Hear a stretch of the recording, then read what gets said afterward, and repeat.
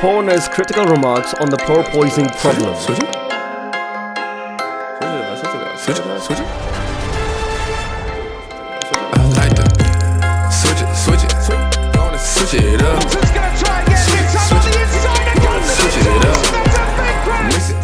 Why did Horner make a critical remark on the F1 race? Is it relevant to the reality of the Formula 1 race? What do other players think about it? Today we are going to talk about Formula 1 race and its porpoising problems. So stick to the video till the end because this video is epic. Before that, subscribe to our channel and click the bell icon to watch more videos like this. The ongoing porpoise problem seemed to be worse than ever, with an increasing percentage of drivers reporting that the situation is not healthy. The Azerbaijan Grand Prix took place earlier this month. According to Christian Horner, Red Bull's team boss, drivers are being taught to complain about the problem in order to slow down Red Bull. Red Bull seems to have overcome the porpoising issue with the RB18, which boasts some of the highest peak speeds while remaining smooth for the drivers. This is shown by the fact that they presently have a dominating lead in the league. The Mercedes Formula 1 team, on the other hand, is the most porpoise-prone and slowest on straightaways on the grid. Sir Lewis Hamilton struggled to escape his W13 after the race owing to back pain caused by the constant bouncing. Due to his obvious pain, the voice of the 7-time world champion could be heard on the radio throughout the match. George Russell has called the situation unnecessary, and many people are pressing the FIA to intervene. Horner told the reporters that he would urge the people in question to bitch the most over the radio and make the most of it. It's simply the way the game is. According to Horner, drivers are being pressured to register FIA complaints in order to gain a response from the governing body. Red Bull usually has the upper hand when it comes to bouncing. Horner does not need any changes to the present regulations. The easiest option is to elevate the car higher, according to Horner, and that the choice is up to every team, because some teams are badly impacted while others are entirely untouched. You should never grant the automobile permission to drive carelessly. Clubs that have performed well, in my opinion, should not be penalized. Many people questioned what advice Horner would give his drivers while the Red Bull was bouncing around like this. There should be as many objections as possible, made according to the author as a consequence. You'll face a huge challenge in the game. Certain organizations quickly pique the curiosity of individuals who learn about them. We can all agree that this is not a favorable situation for anybody. There are solutions, but implementing them will have a major effect on performance. When this happens, filing a formal safety complaint and getting a rule modified becomes much easier. If everyone is having problems with it, it should be looked at further. If the issue only impacts a few teams, those teams will have to deal with it on their own. That's what he said when he asked whether the team instructs the drivers to moan. Isn't it self-evident? It's apparent that it's terrible. This issue isn't fixable, but the overall performance of the vehicle will suffer as a consequence. As a consequence, expressing concerns about the scenario's safety is the most straightforward line of action. When the underbody downforce of a vehicle increases, the airflow that causes downforce is physically cut off, forcing the automobile to drop lower. The car's suspension will eventually return to its original position, and the cycle will begin again.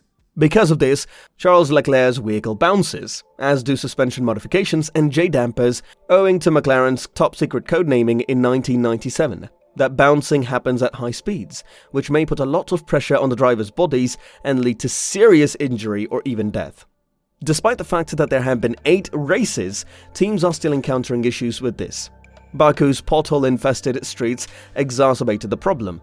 Mercedes driver, George Russell, requested pre-race discussions over porpoising, and his request was accepted. During the race, Lewis Hamilton said over the team radio that his back is killing me. It's agonizing to watch the video of him attempting to exit the vehicle after the race. Above the motor, the sound of a vehicle floor scratching the ground could be heard, and the film appeared to have been dumped into a washing machine. This information came from a report from Hamilton's onboards. According to Wolff's concerns about porpoising, Lewis Hamilton's participation in the Canadian Grand Prix may be jeopardized due to a back problem. Christian Horner and others believe that team owners are pressuring their drivers to express their displeasure with the current regulations in order to put pressure on the FIA to change them. While other teams have addressed the issues, this approach would be unfair to those who have already addressed the issue. It should be noted that Red Bull has no problem with porpoising. I can assure you that Mercedes is up to no good. Torja Wolf Christian Toto is a Formula 1 rule breaker not to be underestimated. For example, when Mercedes revealed Red Bull's pit stop procedure, we all lost the ability to perform pit stops in under 2 seconds as a result. If the conditions described above continue for an extended period of time, they pose a serious threat to the driver's health. However, Mercedes drivers are not the only ones who are concerned. After the Monaco Grand Prix, Kevin Magnussen's physiotherapist stated, Magnussen described how he felt some nerve discomfort in his arm and within his lips. I discussed it with him, and we both agreed that the bouncing was to blame. The constant strain on the nerves from the spinal cord irritated them. During the morning practice in Baku, Esteban Ocon said, the head is all over the place.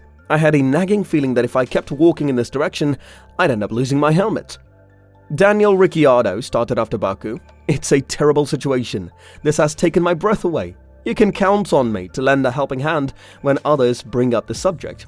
Professional basketball players are well known for their low bounce shooting. That's how I felt, as if someone had tampered with my helmet. So on and so forth. Certain items, on the other hand, are not included. Despite this, not everyone shares the sentiment. Lando Norris, unlike his teammate Daniel Ricciardo, reported no health issues during the race and suggested that Mercedes could solve the problem by raising the car's ride height, which would reduce overall performance but lessen the strain on the driver's health. He is correct. This could be a solution for Mercedes and other teams on the grid, but because of how high it would be off the ground, it would detract them from the overall performance. Anyone who complains about porpoising and requests that the FIA change the rules will find little sympathy from the general public. Because the solution is as simple as raising the ride height, and in the end, Mercedes has no justification for conducting business in this manner. Duct tape will not solve the problem of teams prioritizing car performance over driver safety. To ensure driver safety, the FIA must accept team responsibilities. We have asked the FIA to look into the porpoising, and we have requested that they listen to us rather than the teams because it's coming to the point where we're all trying to manage this, Carlos Sainz said during Baku's final training day. Plan B might not be the best option, but there is always the chance that something will work. Although racing teams and drivers would prefer it, technological advancements are not required. Nobody wants to give up performance, and drivers aren't particularly eager to do so. Some teams may consider allowing active suspension, but most will be unable to do so in the near future due to funding and development constraints. Mercedes-Benz may already have a cutting-edge design in the works and is just waiting for approval to use it when it comes to automobile suspension systems. If the use of inverters is reinstated, teams will not face a new ban. It has previously happened that the rules were changed in the middle of a season. Mercedes, for example, was harmed by a ban on FIRC suspensions in the middle of the 2014 season and a ban on engine party mode in the middle of the 2020 season. Horner believes that injustice has always existed. A non-technological solution is by far the most straightforward. Even though it will be a difficult battle, teams may be forced to sacrifice performance in order to protect their drivers' health if the FIA decides to take safety precautions. Always a risky proposition. If this occurs, teams will be forced to sacrifice performance in order to protect their drivers' health. Even though F1 prides itself on having the fastest cars on the planet, the league frequently warns drivers to slow down. With the possible exception of Red Bull, almost no one will be pleased with the outcome if this method is used. And don't you think this perfectly sums up the weekend? That's all for this video. Tell us in the comments box, what do you guys think about it? Please like it and share it with your friends to spread the information. Also, don't forget to subscribe to our channel. See you in the next video. Thanks for watching.